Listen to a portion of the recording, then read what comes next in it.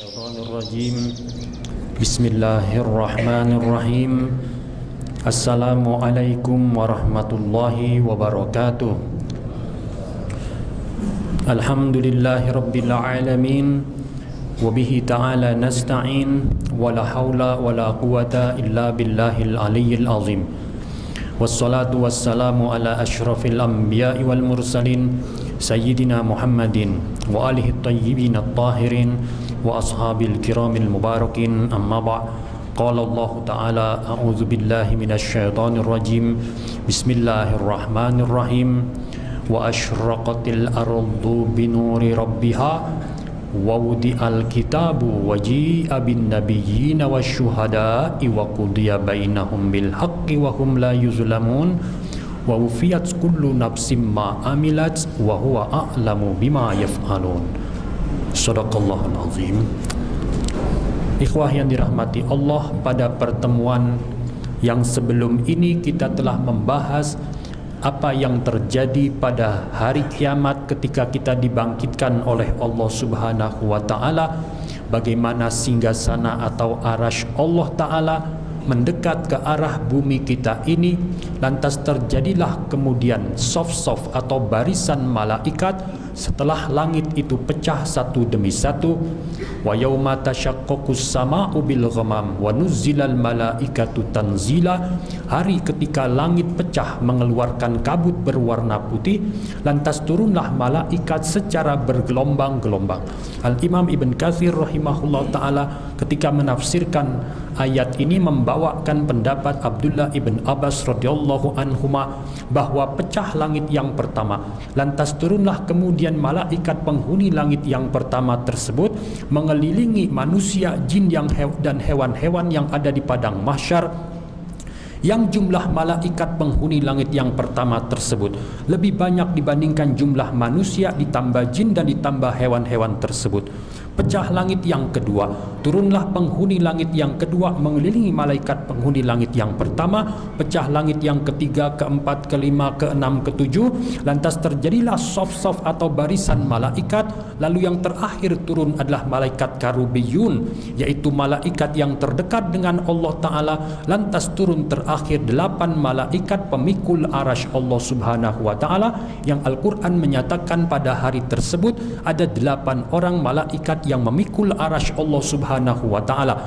Jadi arasy Allah taala mendekat ke arah bumi kita ini, akan tetapi bumi kita bukanlah seperti yang sekarang ini, sebab surat Ibrahim menyatakan yauma tubaddalul ardu ghairal ardi was samawat, hari ketika Allah mengganti bumi dengan bumi yang lain dan Allah mengganti langit dengan langit yang lain. Nah, Nabi menjelaskan bahwa pada waktu kita dibangkitkan di hari kiamat nanti, keadaan bumi kita sudah seperti roti yang warnanya putih kemerahan. Beliau bersabda dalam hadis riwayatkan oleh Imam Bukhari dan Muslim, dan lafaz ini lafaz Imam Muslim, yuhsyarun nasu yaumal qiyamati ala ardin baydo'a afra. Manusia akan dikumpulkan di hari kiamat di atas bumi yang berwarna putih kemerahan seperti roti yang putih halus. Laisa fiha alamun li ahadin, tidak ada satu tanda pun juga di atas bumi. Maksudnya tidak ada gunung, tidak ada lembah, tidak ada pohonan sama sekali, semua terlihat demikian datarnya.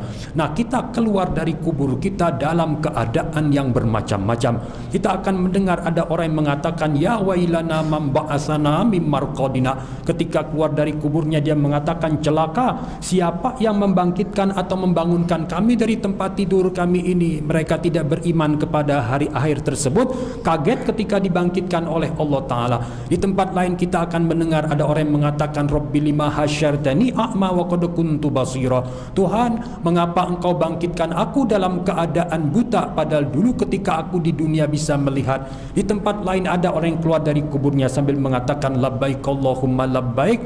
Orang ini meninggal pada waktu sedang berikhram. Nabi mengatakan, kalau orang meninggal ketika berikhram, mandikan dengan air daun bidara, pakaikan kain kafannya dari kain ikhram tersebut, dan jangan tutup kepala dia, jangan berikan wangi-wangian, sebab dia nanti ketika dibangkitkan akan bertalbiyah labbaik Allahumma labbaik.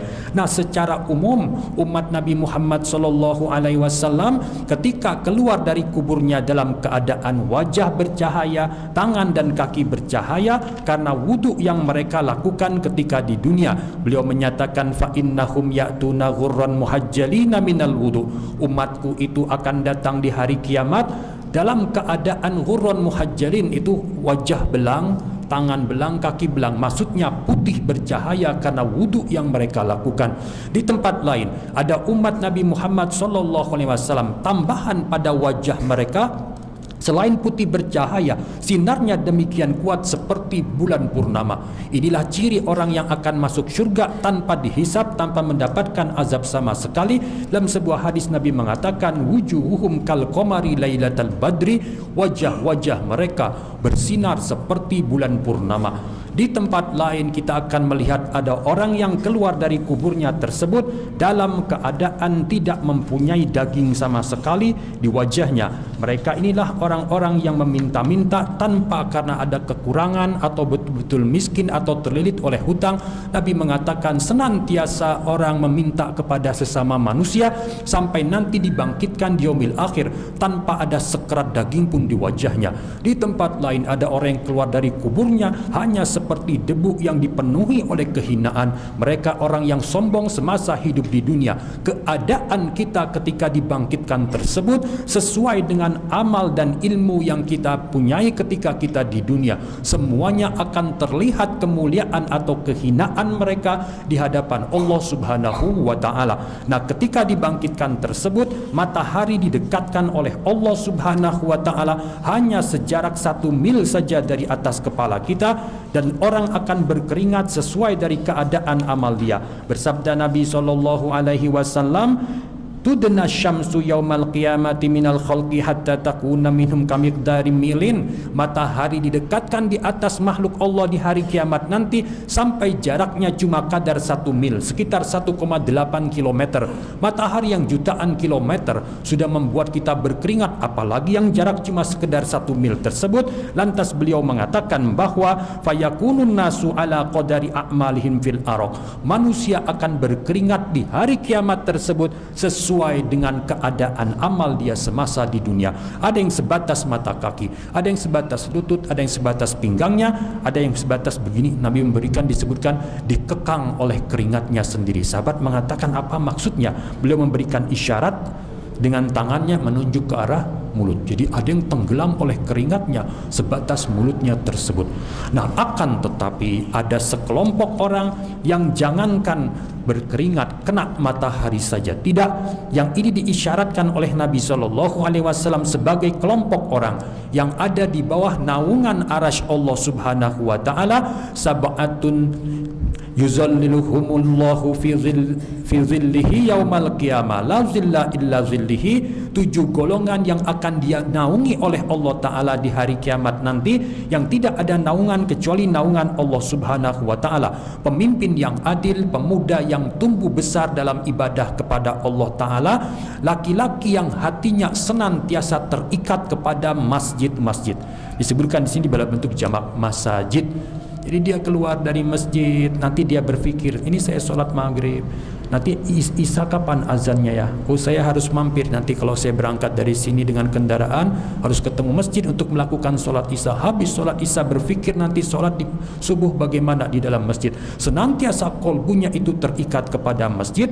Kemudian yang keempat, 2 orang yang saling mencintai karena Allah Ta'ala, ketika bertemu karena Allah, ketika berpisah karena Allah. Kemudian yang kelima, laki-laki yang menolak ajakan maksiat. Dari perempuan yang cantik lagi terpandang, dia mengatakan, inni akhafullah, aku takut kepada Allah. Yang keenam, orang yang bersedekah lantas dia sembunyikan sedekah tersebut, tidak diketahui oleh tangan kirinya apa yang dinafkahkan oleh tangan kanannya. Dan yang ketujuh adalah orang yang ketika mengingat Allah Ta'ala sendirian bercucurlah air matanya. Ini satu hadis Nabi SAW, 7 orang yang ada dalam naungan arasy Allah Subhanahu wa ta'ala.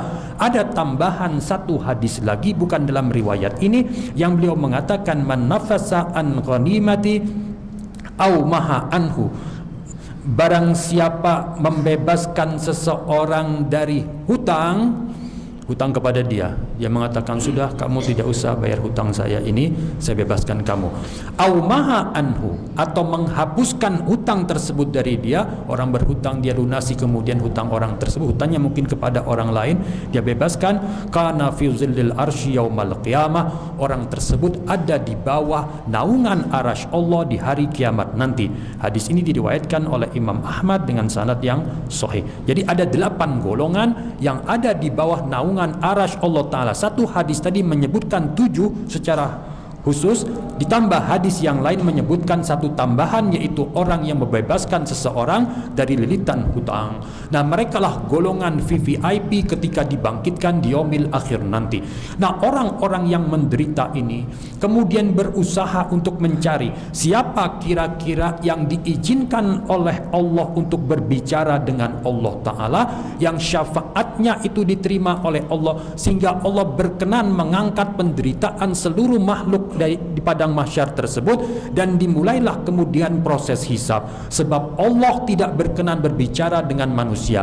Yauma yakumur ruh wal malaikatu saffa la yatakallamuna illa man azina lahur rahman wa qala shawaba. Hari ketika ruh dan malaikat berdiri secara bersaf-saf. Bersaf-saf kita mengetahui pecah langit yang pertama, terjadi saf malaikat langit pertama sampai dengan yang ketujuh, kemudian ruh mempunyai barisan tersendiri. Tidak ada yang berani berbicara dengan Allah. La yatakallamuna illa man azina lahur rahman, kecuali yang diizinkan oleh Ar-Rahman. Yang diizinkan itulah yang berusaha untuk dicari oleh manusia, dan meminta orang tersebut memberikan pembelaan bagi mereka agar Allah mengangkat penderitaan tersebut dan memulai proses hisab. Nah, orang yang memberikan syafaat tersebut, syafaat ini disebut sebagai syafaatul uzma, syafaat yang terbesar. Makomnya disebut makom mahmuda, makom yang terpuji. Jadi 2 syafaat menyangkut makom yang terpuji ini. Satu, syafaatul uzma yang mengangkat penderitaan dari padang mahsyar. Orang mukmin maupun orang kafir menerima syafaat tersebut untuk segera dilakukan proses hisab. Kemudian yang kedua dari makom mahmuda tersebut, syafaat untuk membuka pintu surga. Sebab begitu sampai di seberang pintu surga tidak dibuka, mereka mencari lagi siapa nabi yang diizinkan membuka pintu surga tersebut. Datanglah kemudian umat kepada Nabi Adam alaihissalam. Nabi Adam menolak untuk memberikan syafaat. Nabi Adam mengatakan, Allah murka dengan kemurkaan yang tidak pernah terjadi dan tidak akan terjadi. Aku khawatir ditanyakan oleh Allah menyangkut aku pernah memakan atau mendekati pohon yang dilarang oleh Allah. Datangilah Nabi Nuh alaihissalam. Dialah utusan yang pertama dikirim untuk manusia. Nabi Nuh mengatakan, tidak, sebab aku berdoaku telah menenggelamkan bumi ini. Di hadis lain disebutkan Nabi Nuh mengatakan, anakku tidak selamat pada waktu banjir besar tersebut. Datangilah Nabi Ibrahim alaihissalam. Dia adalah Khalilullah, kekasih Allah. Begitu umat mendatangi Nabi Ibrahim alaihissalam, Nabi Ibrahim mengatakan, tidak, sebab aku pernah berdusta sebanyak 3 kali. Nabi mengatakan ini bukan dusta tapi pembelaan terhadap agama. Yang pertama adalah ketika Nabi Ibrahim diajak oleh kaumnya untuk melakukan perayaan hari raya mereka, beliau melihat ke arah bintang-bintang seraya mengatakan, inni sakim, aku sedang sakit. Padahal dia ingin tinggal di kuil itu untuk menghancurkan berhala yang ada di kuil. Begitu mereka meninggalkan kuilnya tadi, mulailah Nabi Ibrahim menghancurkan seluruh berhala dan menyisakan yang terbesar. Begitu mereka kembali ke kuilnya dan bertanya, siapa yang menghancurkan Tuhan-Tuhan kita ini? Nabi Ibrahim mengatakan, mereka bertanya, a'anta fa'alta hadza bi alihatina ya Ibrahim? Engkaukah yang menghancurkan Tuhan kami ini wahai Ibrahim? Nabi Ibrahim menunjuk kepada berhala yang terbesar. Bal fa'alahu kabirhum hadza fas'aluhum in kanu yantiqun. Yang menghancurkannya adalah yang paling besar ini. Kalau tidak percaya, tanyakan kepada berhala yang sudah hancur ini kalau betul mereka bisa berkata-kata. Terhenyak kaumnya. Nah, Nabi Ibrahim menganggap ini kedustaan ketika menunjuk bal fa'alahu kabiruhum haza, yang menghancurkannya berhala yang terbesar, padahal beliau yang menghancurkan berhala tersebut. Yang ketiga adalah ketika Raja Mesir yang zalim ingin mengambil istri Nabi Ibrahim, Sarah, untuk menjadi istrinya, dan ditanyakan kemudian kepada Nabi Ibrahim, siapakah perempuan ini? Beliau mengatakan, itu adalah saudara perempuanku. Padahal sebelumnya dia pernah berkata kepada istrinya, wahai istriku, di Mesir ini tidak ada yang beriman kepada Allah kecuali kita berdua. Kita adalah satu saudara yang beriman. Dia mengatakan saudara kepada istrinya tersebut. Ketika ditanya oleh Raja Mesir, siapa perempuan ini? Nabi Ibrahim tidak mengatakan itu istri, sebab istri diambil oleh raja nanti. Dia mengatakan itu saudara perempuanku. Sebenarnya ini bukan dusta, cuma saking tajamnya kolbu Nabi Ibrahim, khawatir itu ditanyakan oleh Allah. Jadi muslihat tersebut dikhawatirkan nanti digolongkan sebagai kebohongan di hadapan Allah. Datangilah Musa alaihi salam. Dialah orang yang berbicara langsung dengan Allah subhanahu wa ta'ala. Begitu umat mendatangi Nabi Musa mengatakan, tidak, sebab aku pernah membunuh orang. Benar, beliau pernah membunuh seorang Mesir sebelum diangkat menjadi Nabi. Datangilah Isa alaihissalam, dia adalah ruh dan kalimat Allah. Begitu mereka mendatangi Nabi Isa alaihissalam, Nabi Isa dalam satu hadis disebutkan Nabi Isa tidak menyebutkan apa penghalang dia. Di hadis lain disebutkan Nabi Isa mengatakan, aku disembah oleh manusia. Datangilah orang yang dosanya yang terdahulu dan akan datang sudah diampuni oleh Allah Ta'ala. Maksudnya Nabi kita Muhammad sallallahu alaihi wasallam, inna fatahna laka fatham mubina liyaghfira lakallahu ma taqaddama min dzambika wa ma ta'akhkhar. Sungguh kami telah memberikan kepadamu kemenangan yang nyata. Dengan kemenangan itu kami ampuni dosamu yang terdahulu dan akan datang. Umat mendatangi Nabi Muhammad sallallahu alaihi wasallam, lantas beliau mengatakan, ana laha, akulah yang berhak atau bagikulah syafaat tersebut. Lantas beliau mendatangi singgasana Allah, bersujud di bawah singgasana atau arasy Allah Ta'ala. Lalu Allah membukakan atau mengilhamkan puji-pujian yang harus diucapkan oleh beliau. Begitu beliau mengucapkan puji-pujian tersebut, lantas Allah mengatakan, wahai Muhammad, angkatlah kepalamu, mintalah permintaanmu akan diberikan, berikanlah syafaat, maka syafaatmu diterima. Lantas Nabi mengangkat kepalanya seraya mengatakan, Rabbi ummati, Tuhanku umatku, Tuhanku umatku. Lantas Allah kemudian berfirman, wahai Muhammad, masukkanlah umatmu yang masuk syurga tanpa hisab dari pintu syurga sebelah kanan, sedangkan umatmu bersama umat-umat yang lain masuk dari pintu syurga yang lainnya. Dimulailah kemudian proses hisab. Waji'a bin nabiyyina wasyuhada'i wa qudiya bainahum bil haqqi wa hum la yuzlamun. Didatangkanlah para nabi dan para saksi, didatangkan kitab catatan amal, dan mereka tidak dizolimi barang sedikit pun juga.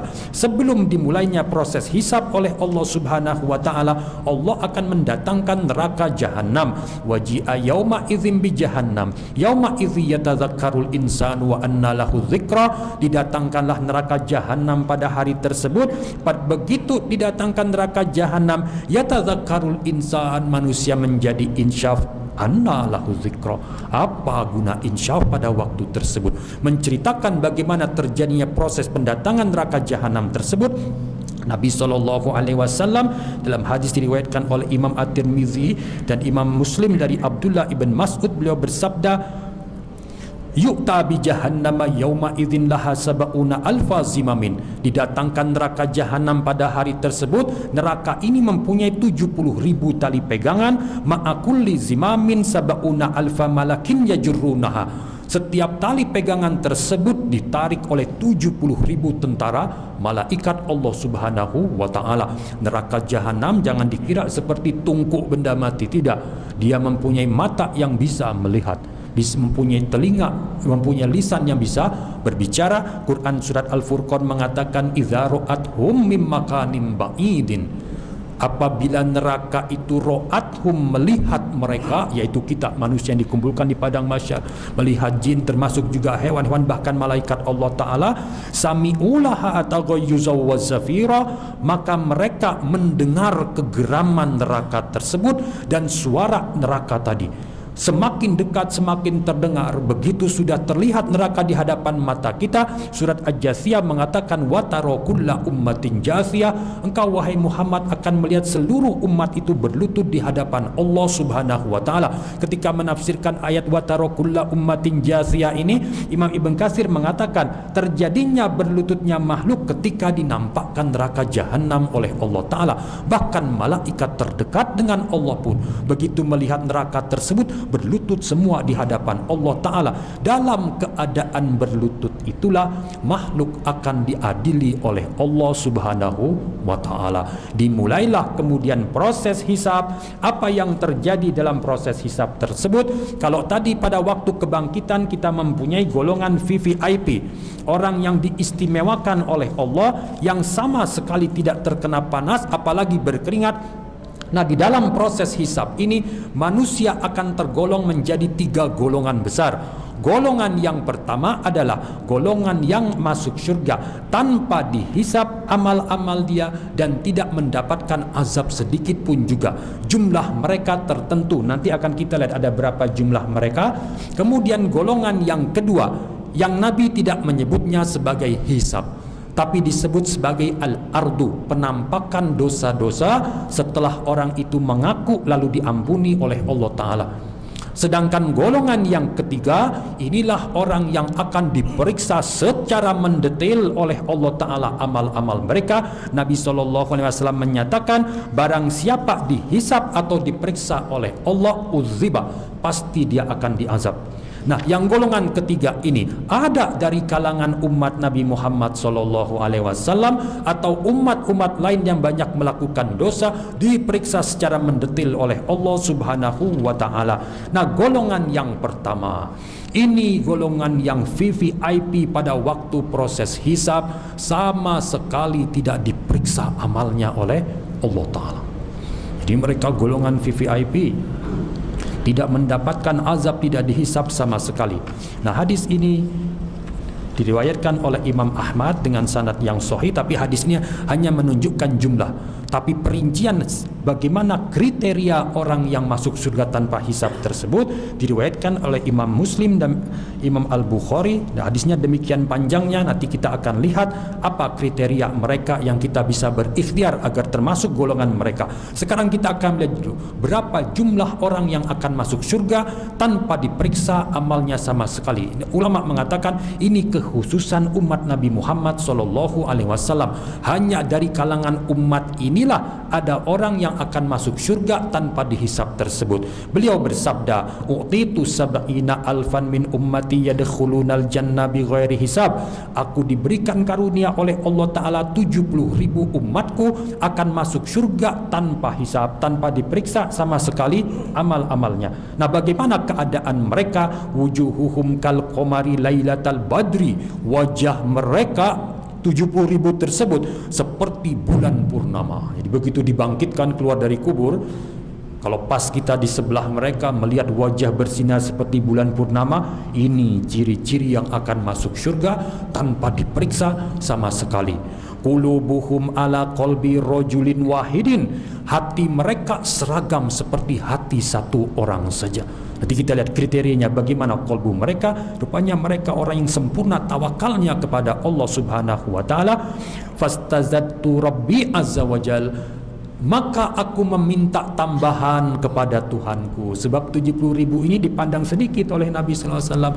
Lantas beliau meminta tambahan, berarti tambahan ini adalah berkah doa Nabi SAW yang asli cuma 70.000 saja. Fazadani, lantas Allah memberikan tambahan untukku, ma'akulli wahidin sab'ina alfan. Setiap 70.000 yang asli tersebut, setiap orangnya akan diikuti oleh 70.000 orang lagi masuk surga tanpa hisab. Riwayat Imam Ahmad dengan sanad yang sahih. Jadi berapa kira-kira jumlahnya? 70.000 dikali 70.000, sekitar 1,4 miliar umat Nabi Muhammad SAW yang masuk surga tanpa hisab. Jumlah ini banyak tidak? Jumlah ini kalau dibandingkan dengan keseluruhan umat Nabi Muhammad, jumlahnya sedikit. Hari ini saja sekitar 1,5 miliar umat Islam. Bayangkan kalau kiamat belum terjadi tahun 50.000 Masehi, berapa jumlah? Triliunan. Kita belum tahu kapan malaikat Israfil meniupkan trompet tanda kehancuran alam semesta. Jadi mungkin nanti ada triliunan umat Nabi Muhammad SAW, hanya 1,4 miliar saja yang masuk surga tanpa hisab. Nah, siapakah mereka? Ini Imam Muslim meriwayatkan hadis, ini percakapan dua orang tabi'in. Seorang tabi'in mengatakan, aku ada di dekat Sa'id bin Jubair. Sa'id bin Jubair ini tabi'in besar. Beliau adalah murid dari Abdullah ibn Abbas, ahli tafsir, ahli fikih, juga meriwayatkan hadis. Kemudian beliau bertanya, siapa di antara kalian yang melihat bintang jatuh semalam? Nah, aku kemudian mengatakan, aku. Kemudian aku mengatakan, aku tidak sedang sholat, tapi aku disengat oleh binatang berbisa. Lantas kemudian beliau bertanya, apa yang engkau perbuat? Aku mengatakan, istarqaitu. Aku minta untuk diruqyah oleh seseorang, dijampi. Lantas kemudian Sa'id bin Jubair bertanya, apa yang membuat engkau meminta untuk diruqyah? Lantas aku mengatakan, kata Husain bin Abdurrahman, aku mendapatkan hadis atau mendengarkan hadis dari Asy-Sya'bi. Lantas kemudian Asy-Sya'bi mengatakan, aku mendapatkan hadis atau berita dari Buraidah bin Husayb al-Aslami. Beliau mengatakan dari Nabi SAW, tidak boleh meminta, tidak ataupun tidak boleh ruqyah, la ruqyata illa min ainin au hummatin. Tidak ada ruqyah kecuali karena ain itu pandangan mata. Jadi orang di Arab dulu, kalau dia melihat sesuatu yang bagus dan dia kagum, kalau orang punya ain, dia kemudian bisa merusak benda tersebut. Jadi onta yang sedang berdiri bisa mati ketika kena ain tersebut. Atau hummatin adalah sengatan binatang berbisa. Tidak ada ruqyah kecuali sihir pandangan mata atau sengatan binatang berbisa. Lantas Sa'id bin Jubair mengatakan, bagus betul hadis yang engkau dengar tersebut, yang sampai kepadamu itu, akan tetapi. Nah, dia akan menunjukkan bahwa hadis yang dia dengar dari Nabi juga ini lebih bagus lagi dibandingkan hadis tentang kebolehan meruqyah tersebut. Nah, kemudian Sa'id bin Jubair mengatakan, Abdullah ibnu Abbas menyampaikan hadis kepadaku dari Rasulullah SAW. Beliau bersabda, dinampakkan untukku umat-umat, maka aku melihat ada nabi yang bersama sekelompok orang, ada nabi yang cuma bersama satu atau dua orang, ada nabi yang tidak bersama satu pun pengikutnya. Jadi nggak ada yang mengikuti nabi tersebut. Lantas kemudian diperintahkan aku untuk melihat ke arah sana. Tiba-tiba terlihat kelompok yang demikian banyaknya. Aku menduga itu umatku, tapi dikatakan itu adalah Musa bersama dengan umatnya. Cobalah engkau lihat ke penjuru yang lain, tiba-tiba terlihat golongan yang demikian banyaknya jumlahnya. Lantas dikatakan, itulah umatmu wahai Muhammad, bersama mereka ada 70.000 orang yang akan masuk surga bi ghairi hisab, tanpa dihisab, wala azab, dan tidak mendapatkan azab sama sekali. Kemudian Nabi berangkat dari tempat duduknya tersebut, masuk ke dalam kamarnya. Sahabat berbincang-bincang menyangkut 70.000 orang yang akan masuk surga tanpa diperiksa tersebut. Sebagian mengatakan mungkin kita sahabat Nabi, sebagian mengatakan tidak, mungkin anak-anak kita yang lahir tidak pernah bertemu dengan zaman jahiliyah. Perbincangan ini melahirkan pendapat yang bermacam-macam. Lantas Nabi keluar dari kamarnya, lantas bertanya, apa yang sedang kalian perbincangkan? Lantas sahabat mengatakan tentang 70.000 orang tersebut. Nah, ini redaksi Imam Muslim yang akan saya bacakan ini berbeda dengan redaksi Imam Bukhari. Ini menimbulkan kemudian perbedaan pendapat di kalangan ulama menyangkut menafsirkan hadis ini. Mengapa demikian? Sebab pada redaksi Imam Muslim ini ada perkataan orang yang tidak meruqyah. Di redaksi Imam Bukhari tidak ada redaksi ini, tetapi diganti dengan redaksi yang lain, yaitu orang yang tidak berobat dengan kai, tusukan besi panas. Nah, ini redaksi Imam Muslim, humul ladzina la yarqun. Mereka yang masuk surga tanpa hisab itu adalah mereka yang tidak meruqyah, tidak menjambi. Jadi ruqyah ini adalah perlindungan dengan membaca kalimat tertentu. Jadi bisa ruqyah tersebut dengan Al-Quran atau selain Al-Quran. Dan Nabi pernah berkata kepada sahabatnya, coba perlihatkan ruqyah kalian di masa jahiliyah.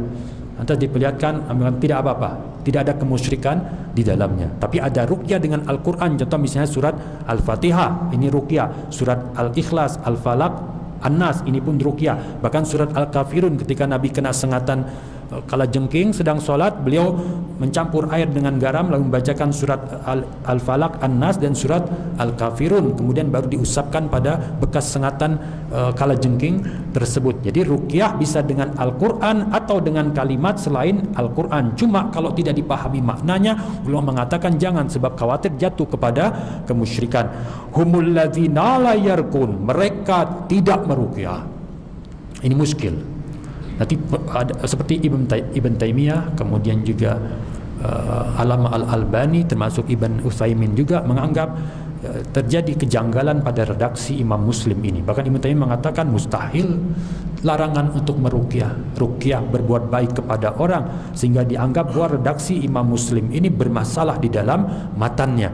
Sehingga mereka memilih redaksi dari Imam Bukhari yang tidak menyebutkan la yarkun, tapi menyebutkan tidak meminta diruqyah, tidak berobat dengan tusukan besi panas, dan tidak juga percaya kepada ramalan-ramalan nasib, hanya bertawakal kepada Allah Ta'ala, tidak masukkan la yarkun. Ini redaksi Imam Muslim, la yarkun, tidak meruqyah, wala yastarqun, tidak juga minta untuk diruqyah, wala yatatayyarun, tidak percaya kepada nasib-nasib sial. Dulu orang Arab kalau misalnya ingin berangkat, dia kemudian menerbangkan burung, toir, ke kanan atau ke kiri, kalau kiri jangan berangkat.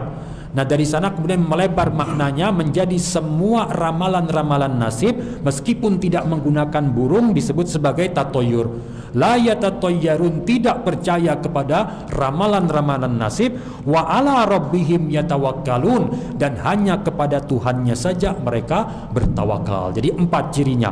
1, tidak meruqyah. Yang kedua, tidak minta diruqyah. Yang ketiga, tidak percaya ramalan nasib. Yang keempat, hanya bertawakal kepada Allah Subhanahu wa ta'ala. Faqama Ukasha bin Mihsan, lantas sahabat Ukasha bin Mihsan berdiri kemudian mengatakan kepada Nabi SAW, Udu'ullah ayyaj'alani minhum ya Rasulullah, doakanlah agar aku termasuk dari mereka. Lantas Nabi mengatakan, anta minhum, engkau termasuk mereka. Sahabat lain mengatakan, ya Rasulullah, doakanlah aku termasuk mereka. Nabi mengatakan, sabaqaka biha Ukasha, Ukasha sudah mendahului engkau. Ulama mengatakan sepertinya Nabi mempunyai satu hak memberikan kepada seorang sahabat saja yang akan masuk surga dengan proses hisab menjadi tidak dengan proses hisab, dan itu dimintakan oleh Ukasha diberikan kepada Nabi, sehingga sahabat lain yang minta kemudian Nabi mengatakan Ukasha sudah mendahului engkau. Nah dalam riwayat Imam Bukhari tidak disebutkan la yarkun,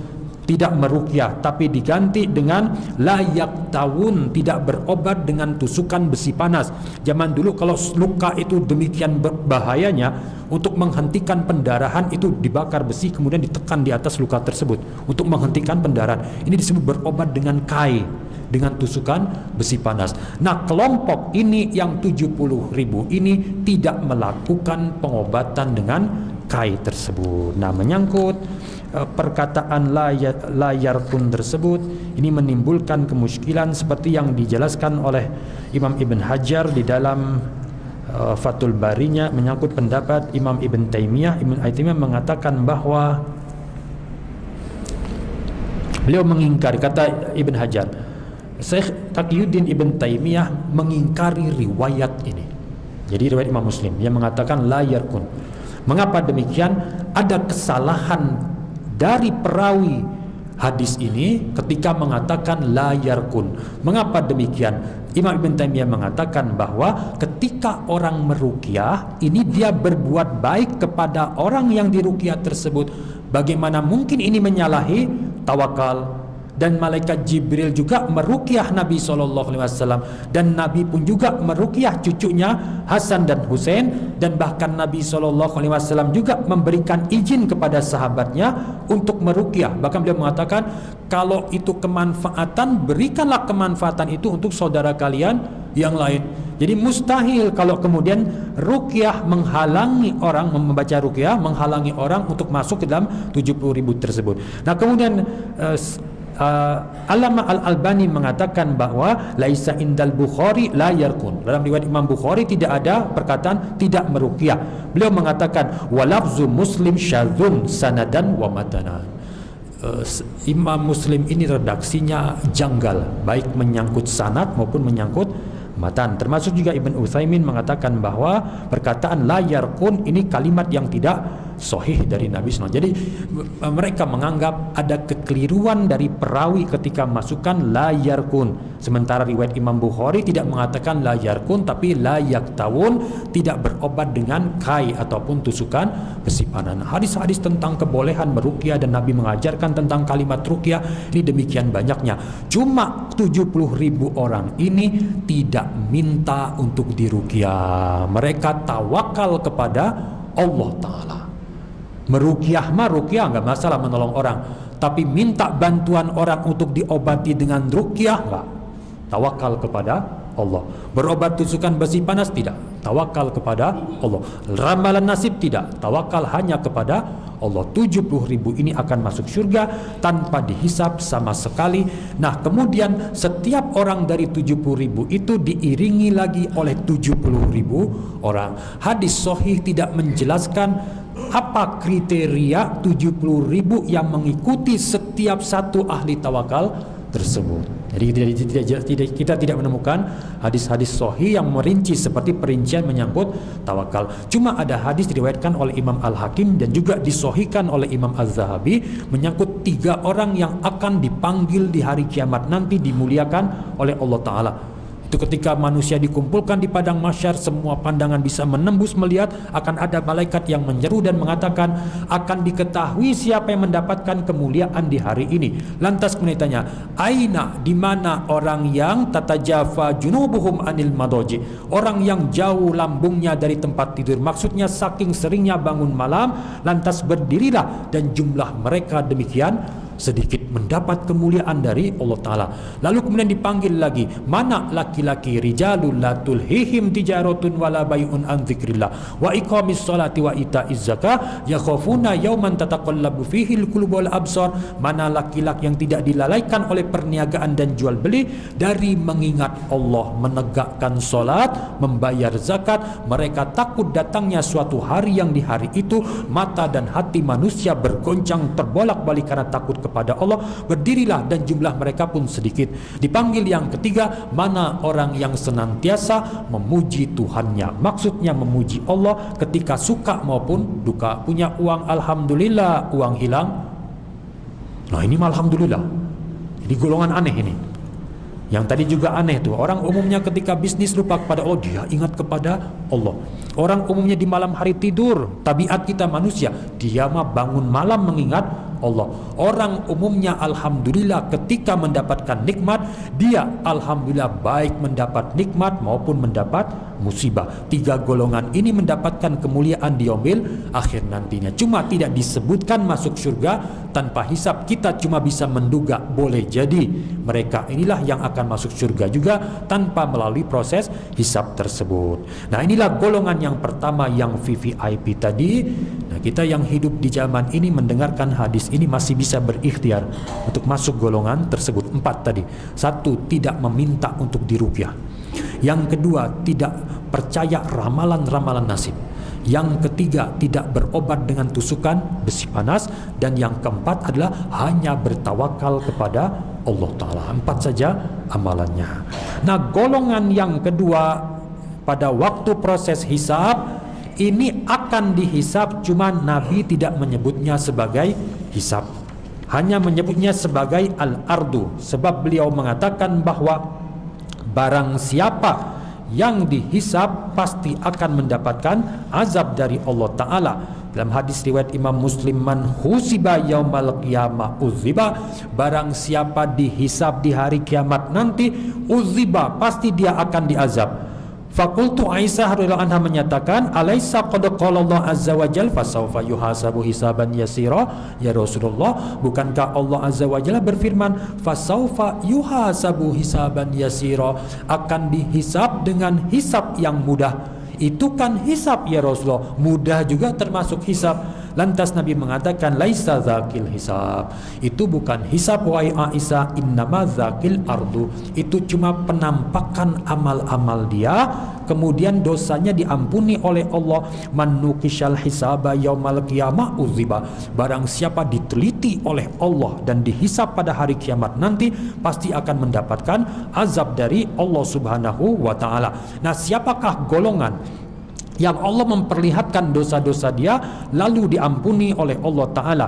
Dalam sebuah hadis diriwayatkan Imam Bukhari dan Imam Muslim dari Adi bin Hatim, beliau kemudian menyatakan bahwa setiap kalian akan berbicara dengan Tuhannya, tidak ada penerjemah antara dia dengan Allah Ta'ala.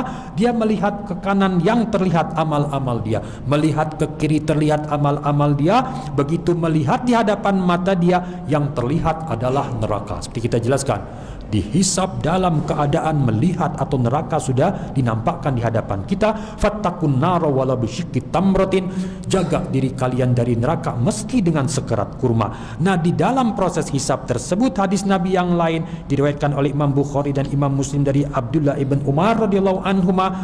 Abdullah ibn Umar mendapat dari Nabi SAW bahwa Allah Subhanahu wa ta'ala akan mendekati seorang mukmin, fayadda'u alaika nafahu, lalu Allah meletakkan selimut di atas orang muslim tersebut, wayasturuhu, dan mendindingi dia sehingga pembicaraan dia dengan Allah Ta'ala tidak didengar oleh siapapun juga.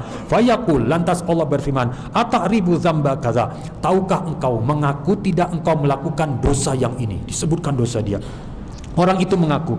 Allah bertanya, ngaku tidak melakukan dosa yang ini? Orang mengaku, ya Allah, dosa itu aku lakukan. Saking banyaknya dosa yang dia lakukan dan disebutkan oleh Allah, wa ra'a fi nafsi annahu halak, dia melihat dia pasti binasa oleh dosa tersebut. Qal, lantas Allah berfirman, satartuha alaika fid dunya, dulu ketika di dunia aku tutupi dosa-dosamu itu sehingga tidak diketahui oleh manusia. Wa ana aghfiruha lakal yaum, hari ini aku ampuni dosa-dosamu tersebut. Jadi tidak didetil periksa oleh Allah Ta'ala. Fayu'ta kitabah hasanatihi, diberikan kitab catatan amal kebaikan dia. Begitu dia melihat, sudah berlipat ganda 10-700 kali lipat. Nah, sementara orang kafir dan munafik itu diumumkan dosa mereka oleh Allah Ta'ala. Fayaqulul ashhad haula illazina kadzabu ala rabbihim ala la'natullahi ala zalimin. Nah, ini golongan yang kedua. Nabi mengatakan bukan hisab itu wahai Aisyah, cuma penampakan dosa-dosa dia lalu diampuni oleh Allah Ta'ala. Nah, golongan yang ketiga ini yang akan dihisab secara mendetil oleh Allah dari kalangan umat Nabi Muhammad atau selain umat Nabi Muhammad Sallallahu Alaihi Wasallam. Dalam sebuah hadis yang sangat panjang, hadis ini diriwayatkan oleh Imam Muslim, Imam At-Tirmidzi dan juga Imam Ibn Hibban, menyangkut 3 orang yang pertama kali akan diperiksa oleh Allah dari kalangan umat Nabi Muhammad Sallallahu Alaihi Wasallam. Saya akan mengambil riwayat dari Imam Ibn Hibban. Riwayat ini lebih panjang dan lebih terlihat detailnya. Nah, Abu Hurairah radhiyallahu anhu dari Nabi SAW beliau menyatakan bahwa Allah Subhanahu wa ta'ala akan turun untuk mengadili manusia semua dalam keadaan berlutut di hadapan Allah. Nah, kita paham kenapa berlutut?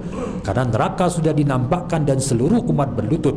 Akan dipanggil dari kalangan umat ini pertama kali 3 orang. Yang pertama adalah orang yang disebut qori, orang yang membaca Al-Quran. Cuma kalau kita melihat penjelasan Nabi hadis ini, yang kita tangkap orang ini orang yang selalu membaca Quran siang dan malam ataupun juga penghafal Al-Quran. Yang kedua adalah orang yang kaya lagi dermawan. Yang ketiga orang yang terbunuh dalam perang sabilillah. Allah memanggil orang yang mahir membaca Al-Quran. Lantas Allah kemudian mengatakan, aku ajarkan Al-Quran, aku ajarkan apa yang aku turunkan kepada utusanku kepadamu. Lantas apa yang kau perbuat dengan Al-Quran? Ingin selamat dari azab Allah. Lantas orang itu mengatakan, ya Allah, aku baca Al-Quran siang dan malam semata-mata karena engkau. Lantas Allah mengatakan, kadzabta, bohong engkau. Ini yang dimaksud diperiksa detil. Malaikat yang ada di padang mahsyar mengatakan, kadzabta, engkau bohong. Engkau membaca Al-Quran biar disebut si fulan, si anu pintar membaca Al-Quran, dan itu sudah dikatakan oleh manusia. Lalu dipanggil orang yang kedua, yaitu orang yang kaya lagi dermawan. Aku memberikan engkau harta sehingga engkau tidak membutuhkan orang lain. Apa yang kau perbuat dengan harta tersebut? Ingin selamat dari azab Allah. Orang ini mengatakan, ya Allah, aku nafkahkan harta siang dan malam untuk menyambung tali silaturahim, menolong orang yang kekurangan. Lantas Allah mengatakan, kadzabta, bohong engkau. Engkau bersedekah biar disebut si anu dermawan, wa qad qila dzak, dan itu sudah disebut oleh manusia. Dipanggil orang yang ketiga yang terbunuh dalam perang sabilillah. Mengapa engkau terbunuh dalam perang sabilillah? Ya Allah, engkau memerintahkan untuk berperang di jalanmu, aku gugur di jalanmu. Allah mengatakan dusta engkau, malaikat mengatakan dusta engkau berperang biar disebut si anu pemberani, sebutan itu sudah engkau dengar. Tiga orang ini kalau amalnya ditolak saja masih untung, tapi perkara tidak selesai sampai di sana. Rasulullah SAW menepuk lutut Abu Hurairah seraya menyatakan, wahai Abu Hurairah, tiga orang inilah makhluk Allah pertama yang dilempar ke neraka jahanam. Nah, ini yang disebut sebagai Nabi mengatakan, barang siapa dihisab, diperiksa secara teliti, udziba, diazab oleh Allah. Kalau saja orang ini ngaku misalnya, ya Allah, aku berdosa, bacaanku ria, pengen pamer, itu saya kira dia akan termasuk golongan kedua. Allah mengatakan, dulu di dunia aku tutupi dosamu, sekarang aku ampuni dosamu. Tapi orang ini sudah terlatih bohong, di hadapan Allah saja nggak ngaku berdosa. Nah, orang ini diperiksa secara teliti oleh Allah dan mendapatkan azab. Nah, inilah tiga golongan pada waktu proses hisab. Kita berharap kalaupun kita tidak masuk golongan yang pertama, kita masuk golongan yang kedua, di mana kalau berdosa kita mengakui dosa-dosa kita, menjadi akhlak kita, menerima kesalahan kita dan kembali kepada Allah. Nanti begitu di akhirat Allah bertanya, kita mengaku dan Allah mengatakan, dulu di dunia aku tutupi, sekarang aku ampuni dosa-dosamu itu. Baik, demikian dapat saya sampaikan. Semoga bermanfaat bagi kita semua. Waktu Isya sudah akan masuk, insyaallah sehabis salat Isya. Kalau ada yang akan ditanyakan, silakan. Wal afu minkum. Assalamualaikum warahmatullahi wabarakatuh.